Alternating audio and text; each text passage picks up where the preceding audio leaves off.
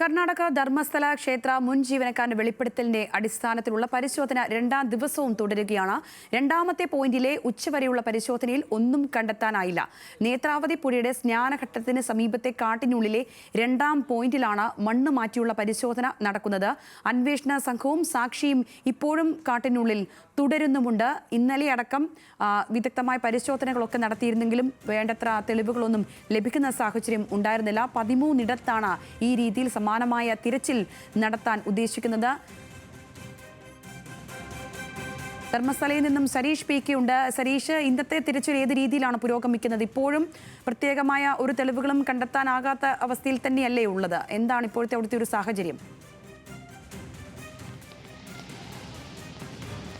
ഇന്ന് 11:30 ആരംഭിച്ച തിരച്ചിൽ ഇപ്പോഴും തുടർന്നുകൊണ്ടേയിരിക്കുകയാണ്. ഇന്ന് നമ്പർ 2 എന്ന് രേഖപ്പെടുത്തിയിരിക്കുന്ന സ്ഥലത്താണ് പരിശോധന ആദ്യം തുടങ്ങിയത്. പക്ഷേ ഈ സമയം വരെ ഒന്നും അവിടെ നിന്നും ലഭിച്ചിട്ടില്ല എന്നുള്ളതാണ് മനസ്സിലാക്കുന്നത്.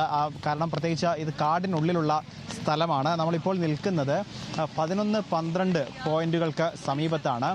ഇവിടെ ഈ സമാനമായി ഈ കാട്ടിനുള്ളിൽ തന്നെയാണ്, അതായത് ഈ കാടിൻ്റെ മറ്റൊരു ഭാഗത്താണ് ഈ ബാക്കിയുള്ള 2 മുതൽ 10 വരെയുള്ള പോയിന്റുകളൊക്കെ രേഖപ്പെടുത്തിയിരിക്കുന്നത്. അതിനുശേഷം 13 എന്ന് പറയുന്നത് ഈ പുഴയ്ക്ക് മറുവശത്താണ്. സ്വാഭാവികമായും ഈ 2, 3 ഉൾപ്പെടെയുള്ള സ്ഥലങ്ങൾ, ഏതാണ്ട് 9-10 വരെയുള്ള സ്ഥലങ്ങൾ അവിടെ പരിശോധിച്ചതിന് ശേഷം മാത്രമേ ഈ ഭാഗത്തേക്ക്, ഇത് സംസ്ഥാന പാതയുടെ ഏറ്റവും അടുത്തുള്ള ഭാഗമാണ്, ആ ഭാഗത്തേക്കുള്ള പരിശോധന നടത്തൂ എന്നുള്ളതാണ് അറിയിച്ചിരിക്കുന്നത്. പക്ഷേ ഇപ്പോൾ ഏറ്റവും വെല്ലുവിളിയായി നിൽക്കുന്നത് ഈ 2 സ്ഥലങ്ങളിൽ, അതായത് ഒന്നാം പോയിന്റ് എന്ന് പറയുന്നത് ഈ പുഴയ്ക്ക് തൊട്ട് സമീപത്തായിരുന്നു. അവിടെയും ഇതുവരെ ഒന്നും ലഭിച്ചിട്ടില്ല. ഇന്നലെ വലിയ രീതിയിൽ JCB ഉൾപ്പെടെ എത്തിച്ച തിരച്ചിൽ നടത്തിയിരുന്നു, പക്ഷേ ഒന്നും ലഭിച്ചില്ല. ഇന്ന് രണ്ടാം പോയിന്റ് എന്ന് പറയുന്ന കുന്നിന് മുകളിൽ, അതായത് പുഴയിൽ നിന്നും അല്പം മാറി രണ്ടാം പോയിന്റ് എന്ന് പറയുന്ന സ്ഥലത്തും രാവിലെ മുതലുള്ള പരിശോധന നടത്തി. പക്ഷേ അവിടെയും ഈ സമയം വരെ ഒന്നും ലഭിച്ചിട്ടില്ല. ഒരുപക്ഷെ സ്വാഭാവികമായും ഈ അവിടെ നിന്നും ഒന്നും ലഭിക്കാത്ത സാഹചര്യത്തിൽ 3ലേക്ക് കടന്നിട്ടുണ്ടാകാം. കാരണം ഇത് കാടിനകത്താണ്.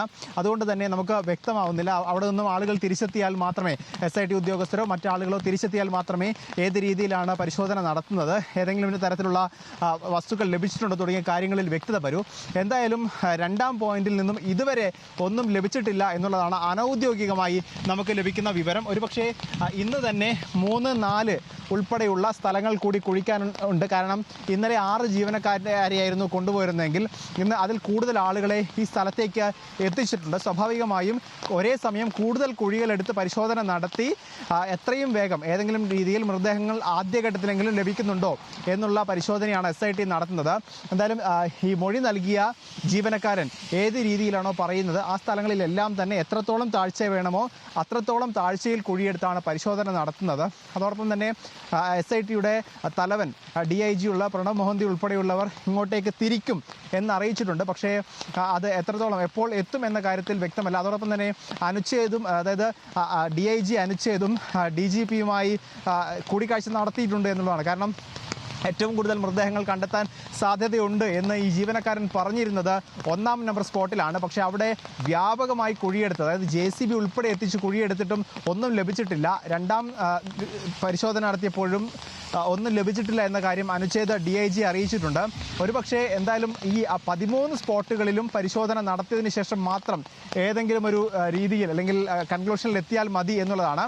അതോടൊപ്പം തന്നെ ഇന്നലെ നമ്മൾ അനുച്ഛേദമായി സംസാരിച്ചപ്പോൾ വ്യക്തമാണ്, നിലവിൽ ഇതുവരെ ഒന്നും അവിടെ നിന്ന് കണ്ടെത്താൻ കഴിഞ്ഞിട്ടില്ല. കർണാടകയിലെ ധർമ്മസ്ഥലയിൽ നിന്നുമാണ് സരീഷ് P.K. വിശദാംശങ്ങൾ പങ്കുവച്ചത്.